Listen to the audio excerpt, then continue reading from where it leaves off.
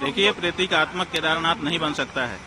हमारे यहाँ शिव पुराण में 12 ज्योतिर्लिंग का व्याख्यान किया गया है। बताया गया है कि 12 ज्योतिर्लिंग होते हैं।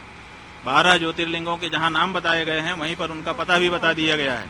और ये कहा गया है, जैसे सौराष्ट्रे सोमनाथम, पहले कहा सौराष्ट्र माने पता, उसके बाद कहा सोमनाथ, उसी तरह से केदारम हिमवत पृष्ठे, जो केदार है वो हिमालय के पृष्ठभाग में है, माने हिमालय में केदार है।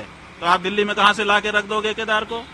जब पता साफ साफ बताया गया है कि ये यहाँ लोकेटेड है, तो आप उसका लोकेशन क्यों बदलना चाहते हैं? क्यों जनता को भ्रम में डालना चाहते हैं? आप भगवान के 1000 नाम है, किसी नाम से स्थापना करके पूजा करिए, लेकिन केदारनाथ धाम दिल्ली में बनेगा, ये अनधिकार चेष्टा है और ये नहीं होना चाहिए। क्या इसके पीछे राजनीतिक वजह है? भाई, बहुत सारी राजनीतिक वजह हैं। हमारे सभी जो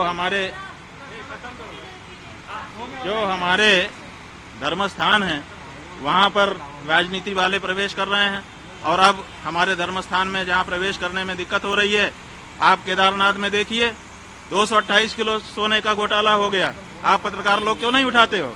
तो जब वहाँ पर घोटाला हो गया तो अब आप दिल्ली में केदारनाथ बना लोगे, वहाँ पर फिर दूसरा घोटाला करोगे। 228 किलो सोना केदारनाथ से गायब कर दिया गया। ये कहाँ का नियम है? क्यों नहीं उठाते हो प्रेस वाले इस बात को? आज तक कोई जांच तक नहीं बैठाई गई। 228 किलो सोना का घोटाला केदारनाथ में हो गया। कौन जिम्मेदार है? क्यों इस बारे में जांच नहीं होती है? क्यों भाई इस बारे में निर्णय नहीं होता है? और अब आप कहेंगे हम दिल्ली में ही केदारनाथ बना लेंगे, ये नहीं हो सकता। नरेंद्र मोदी जी से आपने कल मुलाकात की, उनको आशीर्वाद दिया कल? हाँ, वो हमारे पास आए थे, उन्होंने प्रणाम किया। हमारा नियम है, हम लोग आशीर्वाद देंगे, जो आएगा उसको आशीर्वाद देते हैं। नरेंद्र मोदी जी हमारे दुश्मन थोड़े हैं, हम उनके हितैषी हैं, सदा उनके हित की बात कह रहते हैं। जब उनसे कोई गलती हो जाती है तो हम उसको भी कहते हैं कि तुमसे ये गलती हो रही है। आपको लगता है वो हमारे दुश्मन नहीं है। उद्धव जी ने आपके जरिए बीजेपी के साथ वापसी को लेकर ऐसी कोई बातचीत? नहीं, हमारे जरिए हम कोई लाइजनर नहीं है। हमको श्रद्धा पूर्वक उन्होंने बुलाया था।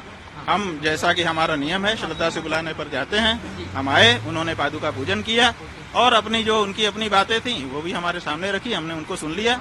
ये जो बात हम कह रहे हैं वो हम अपने मन की बात कह रहे हैं और पूरे महाराष्ट्र की जनता की बात है।